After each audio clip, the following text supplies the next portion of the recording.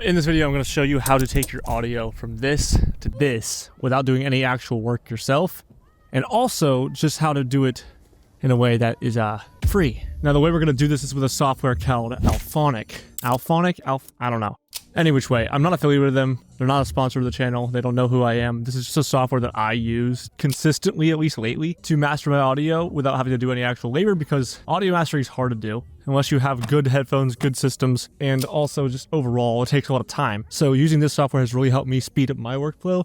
And my hope is that with you guys and your videos, it'll also help you speed up your workflow. Now, I'm outside, not because, well, it did snow, and it's not supposed to snow in Charleston, so it's kind of cool. But I'm outside because I want to have real-world audio that you guys hear from the good microphone, which is this DJI mic. You know, it's not bad, but I want to have you guys listen to what the real-world audio sounds like, and then when I master it like this, you'll hear what the mastered Auphonic audio sounds like to get a real-world comparison, because if I was just in the studio and I had my isolated, controlled, noise-controlled room versus the real world, right, I feel like it wouldn't be a good enough comparison to show you guys the true, strength, I think, that this software has. It's got its quirks, it's got its kinks, it's not the greatest software in the world, but overall, it's pretty good. Now, I'll also show you how to use it for free. Not that it's not already free, but there is a paid version. I don't pay for it. I use the free version, and it's just fine for me, so I'll show you guys how to do that. It is cold, and I'm not quite prepared for the snow, so I'm going to go inside now to the studio. We'll talk about how to master this audio that you're watching and listening to now, and hopefully the next minute or so. Also, I grabbed some cool drone clips, so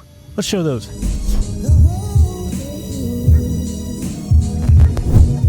Okay, so we're inside, out of the cold. That's good. It was freaking cold. Now we're here in Premiere Pro, in my timeline, the same way I would do any other video, right? I have my actual video with my scratch audio attached to it, just the internal camera and microphone.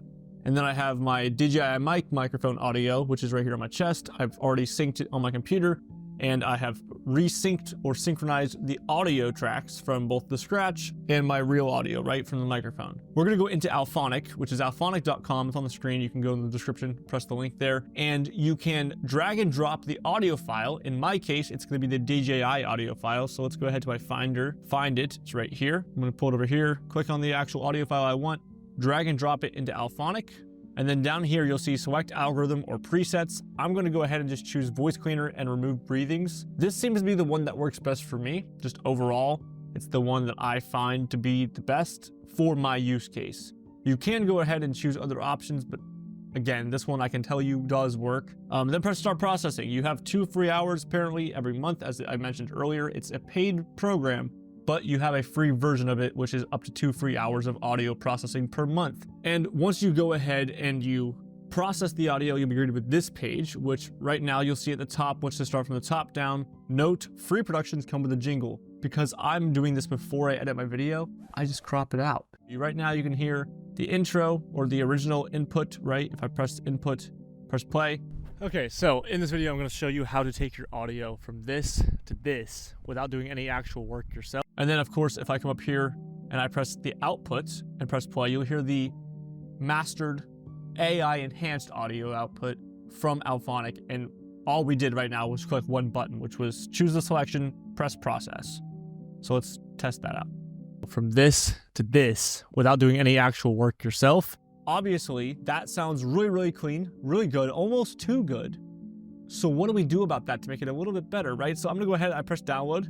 I'll download the audio. I'll come back to Premiere Pro. I'll drag and drop that audio in here. Now you can see right here, it says DJI 51, like that string of numbers, Auphonic. I titled it Auphonic at the end so I would know the difference, but it's an MP3 file. My actual microphone records in a .wav or WAV file, right? So I know the MP3 file is the one I want. Drag and drop it right below this.